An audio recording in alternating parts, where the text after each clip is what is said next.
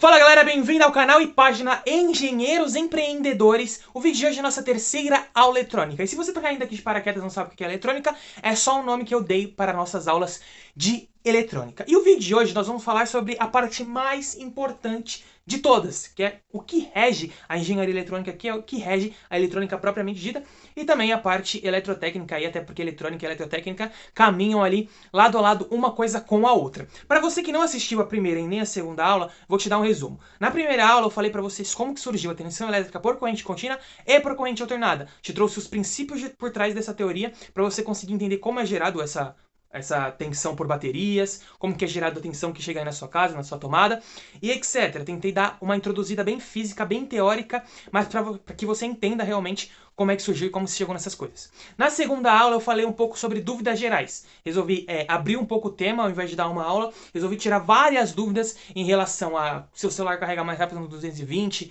se 220 economiza energia, por que o material queima, e várias dessas dúvidas que estão presentes no dia a dia de um aluno de técnico em eletrônica, técnico em eletrotécnica, tem sempre essas perguntas em mente. Essas perguntas eu tinha na minminha época, quando eu estava fazendo os meus cursos no Senai, na ETEC e até na própria faculdade de engenharia. Então resolvi trazer um tema bem interessante só respondendo perguntas. E o vídeo de hoje eu vou falar para vocês o que rege a eletrônica, a base, como que começou, qual foi o advento principal para que houvesse espaço para a ascensão da eletrônica. É isso que a gente vai falar no vídeo de hoje. Mas fica comigo até o final do vídeo, assistir inteirinho para você conseguir compreender toda a linha cronológica, beleza? Fica comigo até o final do vídeo e solta a vinheta.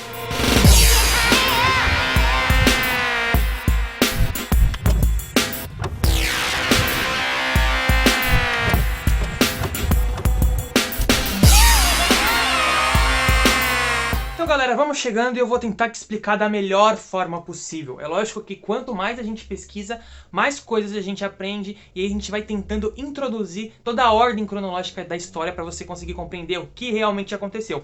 Então às vezes o que eu vou falar aqui não bate com o fato de alguma história que você vai achar aí na internet ou com uma outra pesquisa que você procurar aí na internet.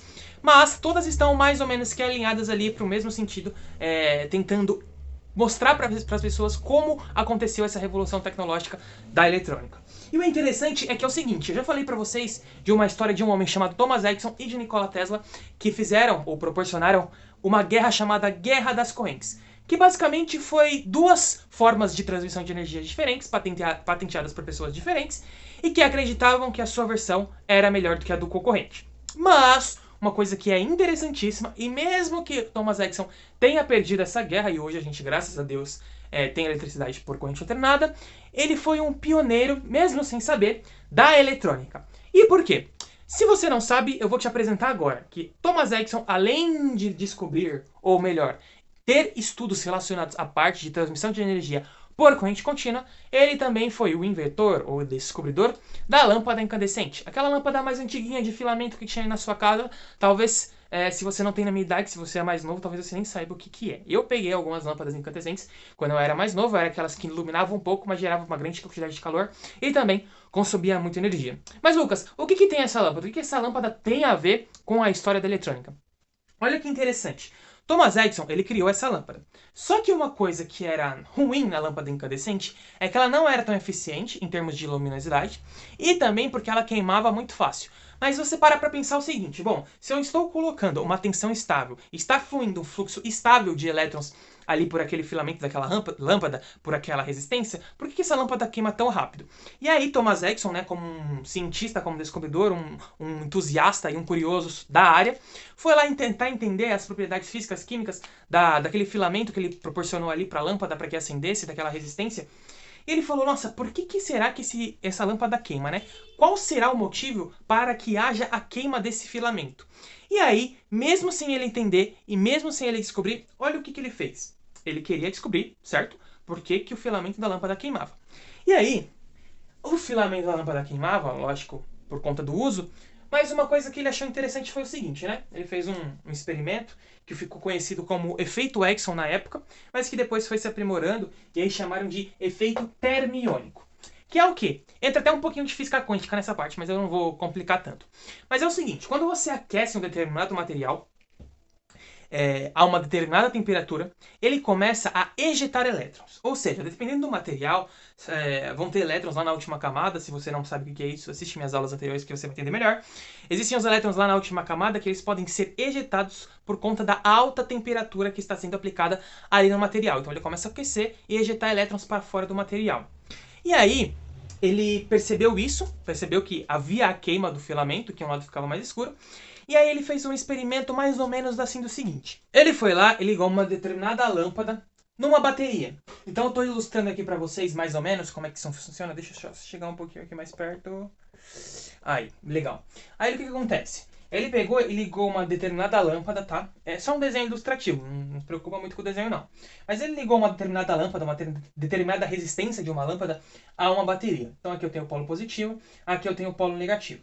E aí, essa resistência aqui está presente dentro de um tubo, um bulbo de vácuo, como que era o das lâmpadas incandescentes propriamente dito. E aí aqui eu tenho essa minha resistência, eu tenho esse filamento dessa lâmpada. Só que o que ele fez? Ele conectou outra bateria aqui, ó, ligou quase em série com essa aqui, ligou o negativo, né, colocou o comum delas no mesmo lugar. E do outro lado, no lado positivo, ele conectou a um determinado material. E aí ele fez um seguinte experimento, né? Ele fez a seguinte suposição, né? Ele pegou e colocou um amperímetro, bem aqui, ó. Ele foi lá, abriu o circuito, certo? E colocou um medidor bem aqui, um amperímetro, para medir corrente elétrica. E aí o que acontecia? Quando ele ligava essa bateria e começava o aquecimento dessa resistência aqui, desse filamento, seja lá o que for, surgia uma determinada corrente elétrica aqui.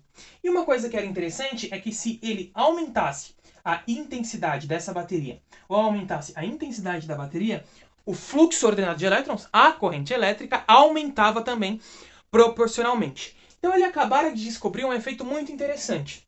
Apesar de simples, mas olha, eu estou tendo a ejeção de elétrons de um determinado material por meio da temperatura. Olha que interessante. Eu aplico uma determinada tensão ao meu material, vai surgir um fluxo de corrente elétrica, certo? O fluxo ordenado de elétrons.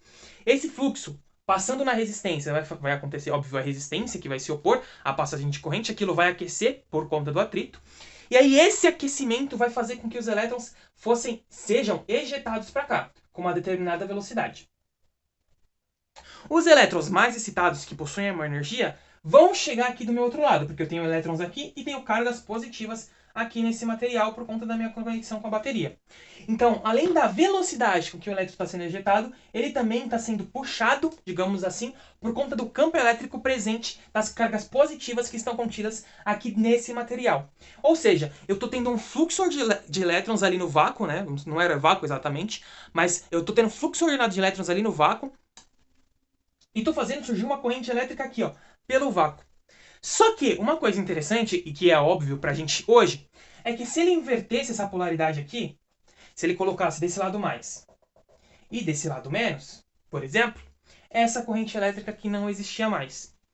Então, basicamente, o que eu quero que você perceba é que é o seguinte, é que, num determinado sentido, eu possuo corrente elétrica, eu sei que para você agora parece até que óbvio, mas se eu conectar a bateria daquele outro sentido, né, menos e mais, eu tenho corrente elétrica, tenho fluxo de elétrons e consigo controlar essa intensidade de corrente elétrica, mas se eu inverter, eu não consigo fazer mais isso. Então, basicamente, eu tenho um controle de corrente de uma forma unidirecional, ou seja, eu só permito a passagem de corrente por um lado, ou por uma posição, digamos assim. E essa é a nossa base da eletrônica. Por quê? Porque deu início, assim, ao famoso diodo. O diodo, se você não conhece, vou até desenhar aqui junto com o experimento, mas para você entender legal. O diodo, ele tem uma simbologia representada assim, ó. E aí a gente vai tentar entrar nos detalhes químicos de como a gente se faz um diodo propriamente dito, como surgiu a revolução dos semicondutores, que você deve conhecer aí. Mas se não conhece, não fica calmo que a gente vai explicar. Mas aí eu tenho esse diodo aqui, e se você parar para perceber, ele tem um traço nessa simbologia. Esse traço significa que se eu aplicar, por exemplo, uma tensão aqui, e o meu fluxo ordenado de elétrons estiver saindo desse lado daqui para vir para o diodo, ele não vai permitir a passagem de corrente elétrica. Se vier pelo outro lado, ele permite a passagem de corrente elétrica. Ou seja, isso aqui é o funcionamento básico de um diodo propriamente dito. E apesar disso ter sido muito importante para o avanço da eletrônica em si, na época não foi tão significativamente importante assim. Por quê? Para a evolução da eletrônica, precisavam surgir outras teorias que ainda não tinham sido desenvolvidas. Para você ter uma ideia, esse experimento de Thomas Edison foi até mesmo antes da descoberta do elétron. Então, para a eletrônica em si, não foi assim, nossa, uau. Mas para uma outra parte que também está empregada na eletrônica, foi sim super importante, que foi o quê? Em telecomunicação. Eles conseguiram desenvolver uma forma de detectar sinais por conta daquele método. E depois aquele triodo, como era chamado antigamente, foi sendo usado em várias aplicações de amplificação de sinal, por exemplo. Então, se você é músico ou conhece músicos, já ouviu falar daqueles amplificadores valvulados. Essas válvulas nada mais é do que os triodos propriamente dito, onde você consegue fazer esse controle de corrente elétrica. E esse foi basicamente assim, um marco inicial para você ter o conhecimento da eletrônica, do que é a eletrônica hoje. E aí, posteriormente, foram desenvolvidos o diodo e também o transistor, lá para 1956. E aí foi o maior advento da eletrônica. O diodo em si, como a gente conhece hoje, como ele foi desenvolvido, né? Como que foi possível fazer um diodo sair daquela válvula que você viu, que o Thomas Edison descobriu, mesmo que sem querer, para um componente tão pequenininho e que serve para várias aplicações nos dias de hoje. Os cientistas descobriram, por meio da tabela periódica, né, por meio de manuseação, não sei nem se essa palavra existe, mas o manuseamento de elementos químicos, que existem alguns elementos que são chamados de semicondutores. Quais são esses elementos? Se você já está um pouco acostumado com a eletrônica, talvez você tenha falado silício e germânio. Mas não são só esses dois. Apesar do emprego, o silício ser bastante utilizado, o germânio até também um pouco, existem outros elementos que também são semicondutores. Quais são esses elementos? Por que ele tem essa característica? Se você olhar aí na sua tabela periódica, esses são os elementos que, por meio do modelo atômico de Bohr, tem 4 elétrons na sua última camada. E aí o que acontece? Todos os átomos de um determinado semicondutor, como o silício, por exemplo, começam-se a interagir entre si, compartilhando elétrons, fazendo ligações covalentes e estabilizadas. Então eles conseguem juntar entre si, né, falando do material puramente mesmo, e formar retículos cristalinos que, por meio de uma ligação covalente, estão conectados entre si e em equilíbrio. Só que o que acontece? Um material que tem 4 elétrons na última camada, o que a gente pode falar desses elétrons? Desse material propriamente dito? Bom, você já sabe que os materiais, os elementos que têm menos elétrons na última camada, a camada de valência que a gente chama, eles têm tendência a doar esses elétrons na hora de você fazer uma ligação química. E os que têm mais elétrons de receber. Só que os semicondutores têm 4 elétrons. E na última camada, na camada de valência, eu só posso ter 8 elétrons. Ou seja, como um elemento que tem 4 elétrons vai se comportar? Será que ele vai doar os 4 ou será que ele vai receber 4? E é por isso que ele é um semicondutor, que é um condutor que só conduz, como o nome já diz, né? Quando estiverem algumas especificações sendo exercidas, sendo respeitadas. Então, basicamente, quando a gente vai estudar eletrônica, quando a gente vai aprender algumas coisas sobre elétrica, a gente sabe que tem materiais que são condutores, os semicondutores, que eu estou comentando aqui para vocês agora, e também os condutores propriamente dito. Condutores, acho que eu falei errado, né? Condutores, semicondutores e isolantes. Basicamente, o que existe é o seguinte: vai existir uma camada de condução nesse material e uma camada de valência, tanto no material isolante, quanto no condutor, quanto no material semicondutor. E qual que é a diferença desses três? Basicamente é o seguinte: eu vou ter uma banda de condução e uma banda de valência. Vamos até chegar mais perto novamente. Tem a banda de condução e a banda de valência. No isolante, a diferença entre as duas, para eu conseguir transportar energia elétrica, corrente elétrica, propriamente dito, no material isolante, eu vou precisar fornecer muita energia. E é por isso que ele se caracteriza como material isolante, porque eu preciso de uma alta energia para ele começar a conduzir.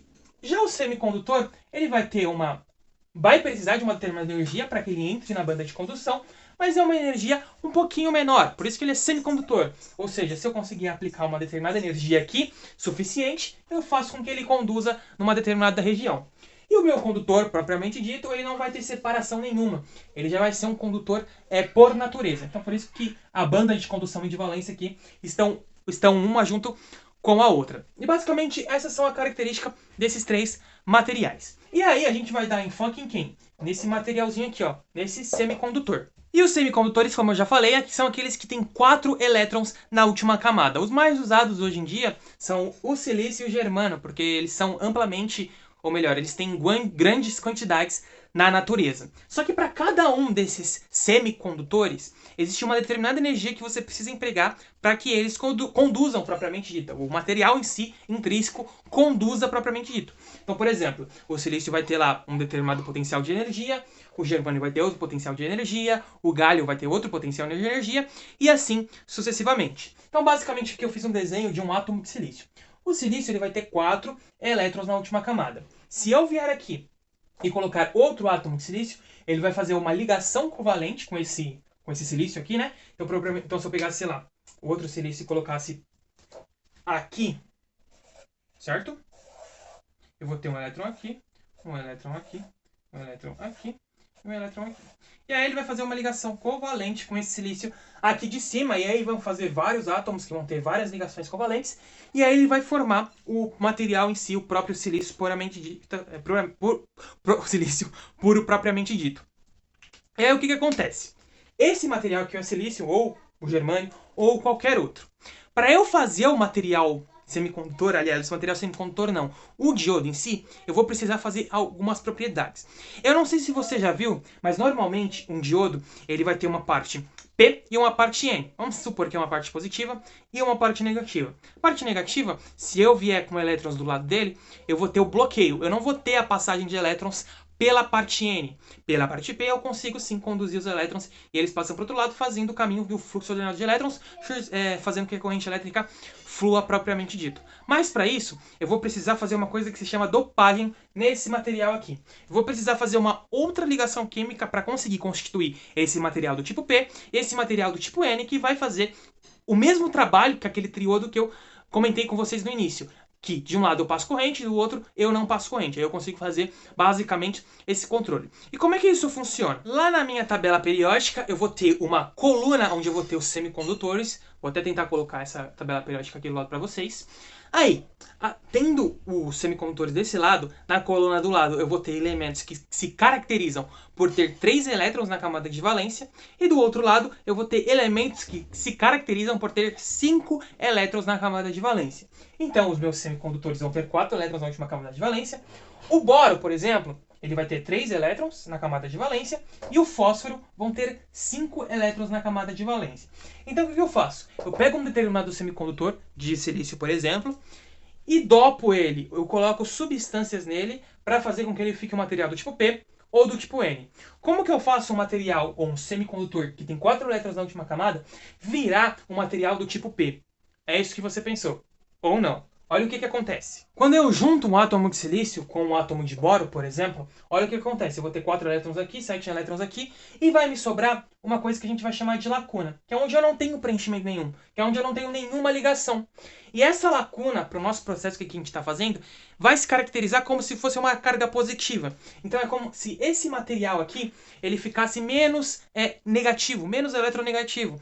Então vai ser caracterizado por um material que a gente vai chamar do tipo P. Já quando eu faço essa mesma conexão do silício com um átomo de fósforo, o P é porque representa o fósforo, vai ter as mesmas ligações, só que no caso de baixo, eu vou sobrar com um elétron, vai continuar um elétron aqui. E esse material vai ser caracterizado, ou vai ser denominado como material do tipo N, por uma maior quantidade de elétrons. E aí, para eu fazer o diodo, o que eu faço? Eu pego e junto esse material do tipo P com o material do tipo N. E basicamente assim eu tenho o meu diodo. Mas olha o que acontece. Quando eu faço a fusão desses dois elementos, o material do tipo P e o do tipo N, eu começo a ter várias lacunas no meu material do tipo P. Então eu vou ter várias lacunas aqui, que vão ser como se fossem nossas cargas positivas. Então eu vou ter várias lacunas aqui, que está faltando os elétrons. E do outro lado eu vou ter vários o quê? Vários eletronzinhos. Certo?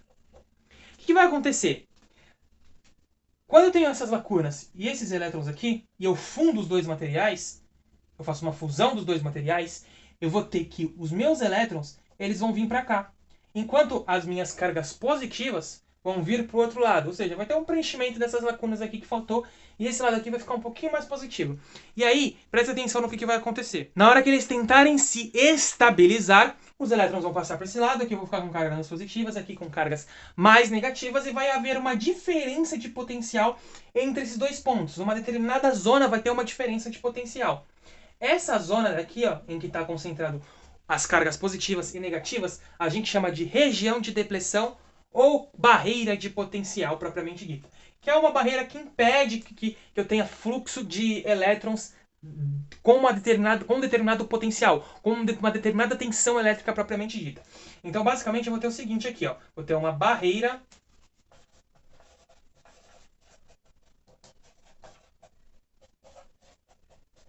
de potencial. E aí, para que haja condução, para que o diodo conduza, eu preciso romper essa barreira de potencial empregando uma determinada tensão dentro do meu diodo. E a consequência disso, galera, é bastante interessante. Mas antes, teve uma coisa que eu não comentei com vocês. Um material do tipo P, quando a gente olha para ele, na denominação do diodo propriamente dito, a gente vai chamar ele de cátodo. Ou também uma letrinha que representa esse cátodo é o K. E do outro lado a gente tem o anodo, ou ánodo. Tem gente que fala várias coisas diferentes, né? Vários jeitos de falar diferentes aí. Depende de onde se você coloca o acento, onde você coloca o acento. Mas o que acontece é o seguinte. No ánodo, eu vou chamar aqui de simplesmente A. Então eu vou ter o cátodo para o material do tipo P e ánodo para o material do tipo N. Aí o que acontece? Eu tenho mais elétrons aqui, tenho mais cargas positivas aqui, que na verdade são lacunas, mas nem todos os elétrons que estavam aqui vão para essa região, e nem todas as lacunas, né, ou cargas positivas que estavam aqui, vão para essa região. Então eu vou ter uns elétrons mais ou menos aqui, por aqui, e eu vou ter umas lacunas mais ou menos aqui. E aí, essa região que surgiu aqui vai fazer o seguinte trabalho. Não vai permitir com que essas cargas positivas venham para o lado de cá. E nem que essas cargas negativas venham para o lado de lá. Por quê? Porque essa barreira fina de elétrons que está concentrada aqui vai começar a impedir com que esses elétrons venham para cá. E basicamente, as lacunas que eu vou ter aqui vão impedir com que as lacunas que eu tenho aqui, ou cargas positivas, venham para cá. E aí eu vou ter, propriamente dito, o funcionamento do meu diodo. Que é como? Ao polarizar o diodo diretamente, fazer uma polarização direta, eu conecto o positivo no tipo P, o negativo no tipo N. E aí o que acontece? Aqui eu vou continuar com a minha barreira de potencial, que eu vou chamar de VB, barreira de potencial de barreira, e a tensão da fonte eu vou chamar de VP. Quando o VP for maior que VP, o que eu faço? O que eu vou ter? Eu vou ter uma força maior que faz com que as lacunas ou cargas positivas que estejam aqui sejam repelidas, ou seja, tenham força suficiente para vir para cá, que antes não tinha por conta dessa barreira, e os elétrons possam vir para o lado de cá. E aí eu acabo rompendo essa barreira, ela deixa de existir, certo? Porque os elétrons iam para cá, as lacunas iam para cá. E aí eu começo a ter a condução de corrente elétrica propriamente dita no meu diodo. Se eu inverter isso aqui, se eu colocar aqui negativo e aqui positivo, eu vou ter o quê? Eu vou ter uma repressão, né? Eu ia falar totalmente errado. Eu vou ter uma repulsão dos elétrons que estão aqui com o da bateria, certo? Com o potencial da bateria. E eu vou ter a tendência em aumentar essa barreira de potencial. E aí o meu diodo não conduz corrente elétrica. E basicamente é por isso que o diodo, em um determinado sentido, conduz corrente elétrica e em outro sentido não. Basicamente é fazendo uma dopagem de um material semicondutor, fazendo um tipo P e um tipo N, fundindo os dois, eu consigo, propriamente dito, criar o meu diodo, que vai ser a base para um dos componentes mais principais ainda, além do diodo. Que é quem? O transistor. O transistor nada mais é do que também uma composição de materiais tipo P e tipo N, só que em 3 camadas. E aí você pode fazer aplicações diferentes. E antes de eu explicar o transistor para vocês, existe um documentário aqui no YouTube que eu achei sensacional. O documentário mostra o ponto de vista da fabricação do transistor lá no Japão. Se você não sabe, esse novo componente, né, esse transistor, ele começou a surgir mais ou menos ali na Segunda Guerra Mundial, onde eles começaram a aplicar mais esforços para montar um componente mais eficiente do que aquele triodo que eu apresentei para vocês no início. Uma coisa interessante é que o Japão tinha sido devastado naquela guerra. E eu não sei se foi por conta da guerra, se foi por conta da bomba lá, mas enfim, eu sei que o Japão estava passando por uma crise bastante grande naquela época. E o que acontece? Os Estados Unidos, ele já estava se tornando praticamente uma potência mundial. Então o avanço nos estudos desse novo componente estava muito à frente com relação ao Japão. Só que o documentário, ele traz algo assim que eu achei sensacional e que mostra a força do Japão tecnologicamente e também que se reconstruir ao longo da trajetória, ao longo da sua história. Porque lá no Japão, com pouca informação que eles tinham na época, a comunicação não era como a gente tinha hoje, eles conseguiram reconstruir, ou pelo menos chegar perto de uma construção de um transistor sem muita informação, com as poucas informações que eles recebiam por meio de revistas e jornais dos Estados Unidos. E aí, com pouca, como que eu posso dizer, com pouca infraestrutura e também com pouco material para se trabalhar, eles conseguiram fazer o mesmo efeito. E se você assistir o documentário, você vai se apaixonar, porque, pô, é uma engenharia absurda. Então, o Japão é uma referência muito grande. E como eu já falei para vocês, o transistor nada mais é do que uma junção de materiais semicondutores dopados. E o interessante é que ele pode ser uma evolução, ele pode ser considerado uma evolução do diodo. E ele tem uma característica um pouco diferente, mas que ajuda muito a gente a fazer aquele controle que a gente tinha lá no triodo, no efeito termiônico. Então, basicamente, a gente vai fazer semicondutores dopados, fazer a junção PNP ou NPN, e aí a gente consegue ter transistores bipolares de junção. Existem os transistores de efeito de campo, MOSFET, MOSFET e etc. Mas o que a gente vai ver, propriamente dito hoje, que faz também, acho que se encaixa melhor na ordem cronológica do que a gente está estudando, é o transistor bipolar de junção, que como o próprio nome já diz, junta essas camadas P e N para você formar um novo componente. E como que isso funciona, né? Como que é esse novo transistor? Bom, eu escrevi aqui transistor, né? Deixa eu escrever até transistor TBJ, que é o que a gente está propriamente estudando hoje. Transistor bipolar de junção. Aqui eu desenhei os dois tipos bipolares que a gente tem, que é o NPN e o PNP. Basicamente, a gente vai juntar uma camada PN com mais outra N, ou o PNP, um PN com outra P. Então, basicamente, eu estou colocando mais uma camada, ou uma camada N, ou uma camada P. O interessante é que é o seguinte, aqui eu desenhei para vocês a simbologia dos componentes. Simbologia. Então, essa é a simbologia NPN e essa é a simbologia PNP. Como que eu decoro essa simbologia aqui? Ah, com o tempo que você vai estudando, você vai conseguir decorar. Mentira.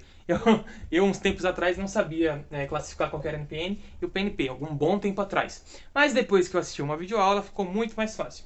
Lembre-se que sempre que você tiver essa setinha aqui para algum lado, por exemplo, no NPN é para baixo, a setinha sempre vai estar apontada para o canal N. Então, se a setinha estiver apontada para o canal N, aqui com certeza vai ser N e, portanto, PN. E aí eu vou ter um transistor NPN. Sim, bem simples. Se lembra que a setinha sempre vai apontar para o canal N. E aqui a setinha está apontando para dentro. Então eu vou ter N aqui, eu vou ter P aqui e P aqui. Então eu vou ter PNP. Muito simples. Mas e com relação às camadas, Lucas? Lembra lá que a gente viu o diodo, que a gente tinha a camada PN, NP, tanto faz?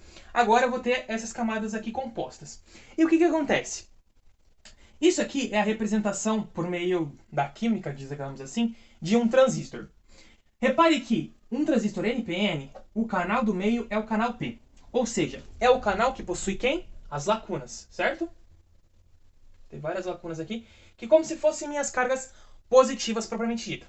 E o meu canal N vai ser o canal onde eu vou ter vários elétronzinhos, certo? Uma coisa interessante na construção desse carinha aqui é que essa camada do meio ela é muito estreita, muitíssimo pequena, para fazer a característica comum que é o transistor, né, de como ele funciona realmente. Então eu vou só redesenhar aqui para ficar mais fácil de eu explicar. Então é o seguinte, como é que vai funcionar isso? Bom, você já sabe que para haver condução, um diodo, né, uma junção PN, que é o diodo que a gente já comentou anteriormente, você precisa polarizar ele diretamente. Então o que acontece? Aqui, se você perceber, eu fiz até a representação por diodos. Bom, eu tenho uma junção PN aqui, uma junção PN aqui. Considerando que esse meio aqui, né, essa junção P aqui, é minha base do transistor, eu coloquei ela exatamente aqui. Então, ou seja, aqui eu tenho o lado positivo do transistor, certo? Tem um diodo desse lado. Aqui eu também tenho o lado positivo do mesmo transistor e aqui o lado N novamente. Então, vou ter outro diodo aqui embaixo. Deixa eu só virar um pouquinho aqui. Aí, beleza? Aí o que acontece? Se eu polarizar isso aqui diretamente, ou seja, colocar uma tensão ou uma diferença de potencial, fazendo com que essa base aqui seja maior, né, o potencial dessa base aqui seja maior do que o que eu tenho aqui embaixo, eu vou polarizar esse diodinho aqui, o quê? Diretamente, correto? Que é o que eu fiz aqui também na demonstração pela junção. Polarizei isso aqui diretamente. Então o que vai acontecer novamente? Eu vou ter lacunas aqui desse lado, lembra-se disso, antes de eu polarizar, né, antes de eu aplicar tensão, e elétrons desse lado de cá, certo? Que vai fazer aquela barreirinha de potencial. Apliquei a diferença potencial necessária para quebrar aquela barreira. Como que é o nome mesmo? Barreira de potencial da junção PN, né? Aquela camada de depressão. Ele vai começar a conduzir. Só que perceba o seguinte. No caso daqui, se você observar essa fonte, eu coloquei o mais aqui no N e o menos lá de novo no outro N. Ou seja, nessa configuração aqui, eu estou polarizando esse diodo aqui, diretamente. Vou escrever dir aqui. Mas esse diodo aqui, vamos lá. Se a tensão de coletor for maior que a tensão de base, eu estou polarizando esse diodinho aqui reversamente, certo? Eu estou aplicando um mais aqui, certo? E um menos com relação aqui na base, correto? Então, olha o que vai acontecer. Eu vou estar polarizando esse diodo aqui reversamente, certo? Só que reparem numa coisa. Como eu falei para vocês, essa camada aqui do N, do meio, ela é muitíssimo pequena. Sendo muitíssimo pequena, olha o que vai acontecer. Olha qual a característica que ele vai apresentar. Os elétrons, certo? Eles vão percorrer do lado negativo, certo? Até o lado positivo. Só que quando ele chegar aqui, nessa camadinha bem estreita, ele vai ser coletado. Por isso que esse terminal aqui é chamado de coletor. Ele vai ser coletado pelo canal que está emitindo esses elétrons, que é o meu emissor. Porque essa camada é extremamente pequena. Então, os elétrons que estão aqui, ao invés deles virem aqui para a minha base, eles vão, na verdade, lá para o meu coletor. Porque essa camada aqui é tão estreita que, basicamente, os elétrons não conseguem percorrer essa parte aqui vindo para o meu positivo dessa bateria. E como aqui existe um campo elétrico devido a essa bateria, porque eu coloquei umas cargas positivas aqui, esses elétrons que estão aqui e tantos que estão fluindo para essa camada P, começam a percorrer o caminho do emissor para o coletor. Então, a corrente que eu vou ter aqui no meu coletor vai ser praticamente a minha corrente de emissor. A minha corrente de base vai ser pequenininha. E essa corrente de coletor, ela vai ser basicamente, como eu já falei, né, a corrente de coletor multiplicada por uma constante muito próxima de 1. Mas não vai ser exatamente 1, porque vai ter uma corrente muito pequenininha aqui na base. E outra coisa que é interessante é que a corrente que eu vou ter aqui no meu coletor vai ser numa ordem de 100 vezes, né, depende do transistor, da construção do transistor, mas vai ser na ordem de 100 vezes maior que a corrente de base. Então, a gente descobriu uma forma de, através da junção P, ou seja, da base, controlar a minha corrente de coletor. Basicamente é assim que vai funcionar o transistor nessa configuração, onde eu polarizei a junção base-emissor diretamente e a junção base-coletor reversamente. Ou seja, apliquei um potencial maior aqui no coletor do que eu tenho na base e apliquei um potencial maior na base do que o que eu tenho no emissor. Só que essa é uma das configurações, apenas uma das configurações. Aqui no PNP vai acontecer de forma contrária, mas muito parecido também. Só que uma coisa que é interessante é que, olha, nessa ocasião aqui que eu estou apresentando para vocês, eu fiz uma polarização reversa em cima e direta embaixo. Quando eu faço uma polarização reversa em cima e direta embaixo, eu estou colocando o transistor numa região que a gente chama de região ativa. Essa região ativa é a faixa onde o transistor pode operar normalmente, é onde eu posso flutuar a corrente que ele suporta e a tensão que ele suporta, de modo a construir um circuito que eu queira fazer aí. Por exemplo, no caso de circuitos amplificados, normalmente a gente coloca o ponto de operação dele, essa reta ativa aí que a gente vai chamar, né? Esse ponto de operação ativa, bem no centro, que aí a gente consegue manipular melhor esse sinal de forma a amplificá-lo da maneira mais eficiente possível. Mas vamos continuar estudando esse transistor e verificar se a gente mudar as polarizações dele, certo? Se eu modificar a polarização dessa junção NPN, dessa junção PNP, o que será que realmente vai acontecer? Mas antes de eu mostrar para vocês a respeito das polarizações no NPN, vamos ver o mesmo exemplo, a mesma exemplificação que eu fiz para o NPN, só que agora para o PNP. Porque daí você fala, não acho o vídeo falando sobre o PNP, ninguém explica direito. Vamos ver como é que funciona no PNP. É análogo, bem simples, e você vai conseguir entender. Então aqui eu fiz o NPN para vocês em cima. O PNP vai ser análogo, então o que eu fiz? Desenhei os diodos aqui do lado para você ver, tá? Então eu tenho, se você olhar a configuração, tem um diodo nessa posição e outro diodo nessa posição. Aí o que eu faço? Aplico uma determinada tensão, ou seja, polarizo essa junção NP ou PN aqui, certo? Que é esse diodinho de baixo. Então o que acontece? O potencial aqui embaixo, no meu emissor, vai ser maior do que o potencial que eu tenho na minha base. Então esse diodo está sendo polarizado diretamente. Então eu começo a fluir essas cargas elétricas, né? No caso, lacunas e elétrons, certo?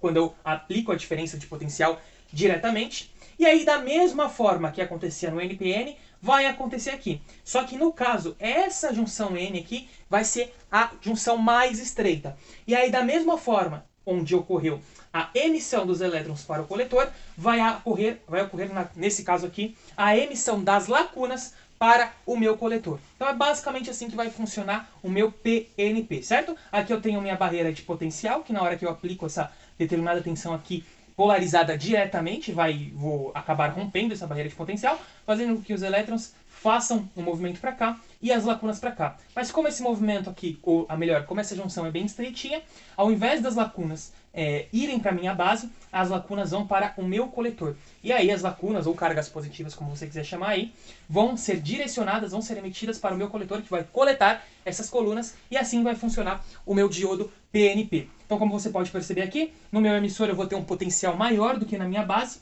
e na minha base eu vou ter um potencial maior do que eu vou ter no meu coletor. Então aqui eu tenho uma polarização direta e aqui uma polarização reversa. Mas Lucas, por que esse lado aqui, por que esse P aqui, ele vai ter um potencial mais negativo do que o que eu tenho na minha base? Galera, é o seguinte, aqui eu apliquei uma fonte, certo? Quando eu aplico essa fonte nessa junção P, eu tenho a tendência de atração, certo? Das cargas positivas ou lacunas com os elétrons. Então essa parte aqui, naturalmente, como ela é maior, mais extensa, vai ficar mais eletronegativa do que a minha base, que é mais estreitinha. Então por isso, esse diodo aqui está sendo polarizado reversamente. E mais uma vez, você tem agora um transistor PNP na região ativa. Mas Lucas, como que vai funcionar a polarização desse transistor, né? Como que ele vai funcionar com base naquilo que a gente falou anteriormente? É o seguinte, galera, representei o transistor novamente aqui por um modelo de diodos, que é o que a gente tem, né, na junção NPN, então eu fiz um transistor NPN aqui, sendo que aqui eu tenho minha base, aqui eu tenho meu coletor, aqui eu tenho o emissor. Lembrando que o emissor emite elétrons para o coletor coletar esses elétrons. E pela base eu consigo fazer esse controle. Então aqui é o seguinte, existem 4 casos diferentes em que o transistor pode atuar. Quais são esses casos? O primeiro foi o que a gente comentou anteriormente. Quando eu polarizo o diodo D1 diretamente e o diodo D2 reversamente, eu tenho o meu transistor na região ativa. Existe uma outra característica, né? Eu falei de 4, mas aqui eu só coloquei 3. É porque a outra característica era eu inverter essa configuração. Ao invés do D1 diretamente, eu colocaria reversamente. E ao invés de D2 reversamente, eu colocaria diretamente. Dessa forma, eles também estariam na região ativa. Mas é o que a gente chama de região ativa inversa, que também não é muito utilizada por conta de algumas propriedades que não é tão interessante para o nosso estudo. Mas para frente, depois no outro vídeo, eu explico melhor por que na região ativa inversa não é interessante a gente usar o transistor. E aí existem outras 2 ocasiões que é onde o transistor é mais amplamente utilizado, que é a região de saturação, que a gente chama, e a região de corte. Quando eu polarizo o diodo D1 diretamente e o diodo D2 diretamente, eu vou ter um modelo de transistor que vai se comportar como um curto-circuito. Então é como se o transistor estivesse saturado e toda a corrente que eu vou ter no meu circuito vai circular por aquele transistor, vai ser uma corrente grande. É como se a tensão no meu transistor fosse 0 e a corrente fosse máxima. E aí eu vou ter a minha região de saturação. Ou seja, quando eu aplico a região de saturação conectando, ou melhor, aplicando uma tensão direta nos 2 transistores, eu vou ter basicamente como um comportamento de uma chave fechada. Então é como se eu tivesse 2 chavinhas aqui fechadas juntas em série, beleza? E aí o transistor vai aplicar a condução de corrente, vai permitir a condução de corrente, melhor dizendo.